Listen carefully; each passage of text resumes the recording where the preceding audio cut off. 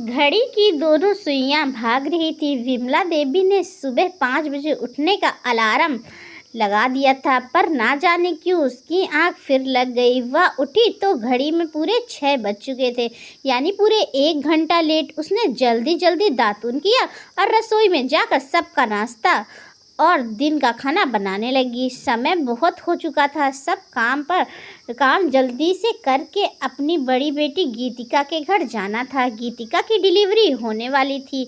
माँ उस काम के लिए नहीं पहुँचेगी तो कौन पहुँचेगा। चलो, खाना तो बन गया है, सबको नाश्ता स्नान करने के बाद देती हूँ, ऐसा विमला देवी ने सोचा। बाथरूम में वो नल खोलने गई तो जल्दी की वजह से उसका पाँव फिसल गया। अब उसका उठना मुश्किल हो गया और दर्द से कराहने लगी। उसे जोर से अपनी छोटी बेटी कामिनी को पुकारा। विमला का पति और कामिनी दौड़ कर चले आए। बड़ी मुश्किल से बाथरूम का दरवाज़ा खोला गया। बाद में वो डॉक्टर के पास ले गए। वहाँ जाकर पता चला कि विमला देवी के एक पैर में फ्रैक्चर हो गया है। बूढ़ी हड्डियाँ थी, गिरने से एक आधे का टूटना वाजिब था। माँ को अपनी चिंता कम और बड़ी लड़की की डिलीवरी की चिंता ज़्यादा थी। वो लगातार भगवान को कोस रही थी कि ये सब इसी वक्त क्यों होना था। विमला देवी अपनी छोटी बेटी कामिनी के पीछे लग गई कि तुम अपनी बड़ी बहन गीतिका के पास डिलीवरी के लिए चली जाओ। ऐसे वक्त में अपनी छोटी सी भांजी तारा का भी ध्यान रखना। उम्र में कामिनी छोटी ना थी, पूरे 20 बरस की हो चुकी थी। कामिनी माँ को ऐसे में छोड़कर जाने को तैयार नहीं थी, लेकिन माँ ने समझाया कि उसकी देखभाल के लिए कामिनी के पिता हैं। माँ की जिद और बहन की छोटी बच्ची तारा का ध्यान आते ही वह जाने के लिए राजी हो गई। कामिनी अपनी बहन के यहाँ पहुँच गई। 2-3 दिन बहुत खुशी से बीत गया। साली और जीजू ने जमकर बातें की। वैसे भी वह इकलौती छोटी साली थी, जिस वजह से उसने अपने जीजू की बहुत बनती थी। आपस में हंसी मजाक भी खूब होता था। कमलेश बहुत अच्छा इंसान था। तारा भी मौसी के आने से बहुत खुश थी। 3 रोज बाद गीतिका को सवेरे 4 बजे अस्पताल जाना पड़ा। गीतिका के घर दूसरी गुड़िया ने जन्म ले लिया। परिवार में सब दूसरी बेटी हो जाने पर खुश भी थे। रात में कमलेश को घर आते देर हो गई। कमलेश मिठाई के साथ बहुत सारा सामान लेकर आया। वो साथ में एक आइसक्रीम का एक छोटा फैमिली पैक भी ले आया था। तब तक तारा सो चुकी थी। कामिनी ने बड़ी मुश्किल से तारा को थोड़ा जगाकर आइसक्रीम खिलाई। बाद में जीजू और साली ने दोनों बिस्तर में बैठे बैठे हंसी मजाक करते हुए आइसक्रीम खाने लगे। थोड़ी सी बची हुई आइसक्रीम के लिए दोनों के बीच में मजाक में छीना झपटी होने लगी। एक समय ऐसा है कि कामिनी बिस्तर में नीचे लेट चुकी थी और कमलेश उसके ऊपर था, बिल्कुल ऊपर। अल्हड़ उम्र की कामिनी में अब जीजू को दूर करने की हिम्मत भी ना थी। जीजू भी इस कमज़ोर पड़ चुके थे। आखिर वो था तो एक मर्द ही, और बाद में उन दोनों के बीच जो हुआ वह बहुत ही शर्मनाक था।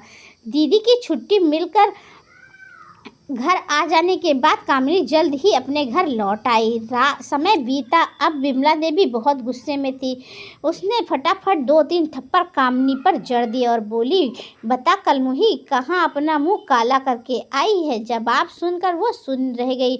ऐसा लगा जैसे धरती फट गई हो। कामिनी को गर्भवती करने वाला कोई बाहरी पुरुष ना था, उसका जीजू ही था। गीतिका और कमलेश दोनों को तुरंत बुलाया गया। गीतिका ने कमलेश से बहुत झगड़ा किया, लेकिन यह झगड़ा समस्या का हल नहीं था।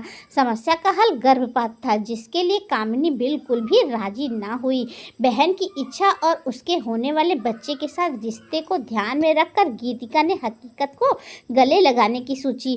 वो कमलेश का दोषी तो मान रही थी, लेकिन शायद उसकी सजा कामिनी के होने वाले बच्चे को नहीं दे सकती थी। वो उस बच्चे से पिता के नाम का हक भी नहीं छीनना चाहती थी। दोनों बहनों ने सोचा, ऐसे भी तो समुदाय हैं जहां सौतन मिलकर रहती है, फिर हम प्रेम पूर्वक क्यों नहीं रह सकती। दोनों बहनों ने मिलकर समाज के नियमों को चुनौती दे डाली और गीतिका अपनी बहन को कमलेश की दूसरी पत्नी के रूप में विवाह कर घर ले आई।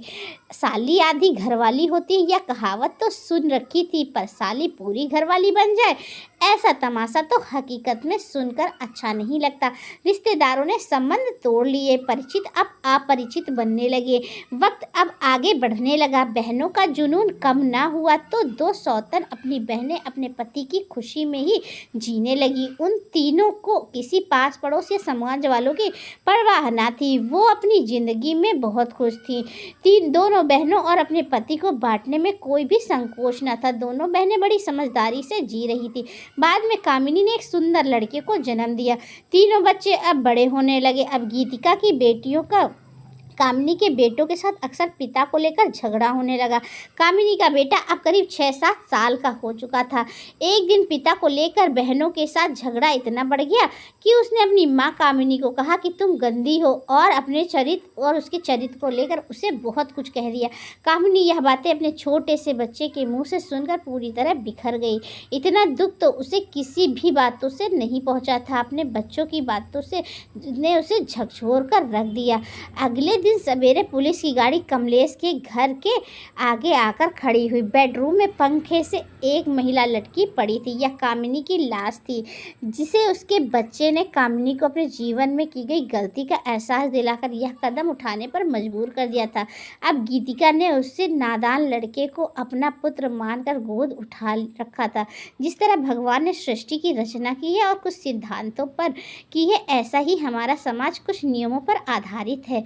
यदि हम इन नियमों का पालन नहीं करते तो एक ना एक दिन उसका अंत दुखद ही होता है।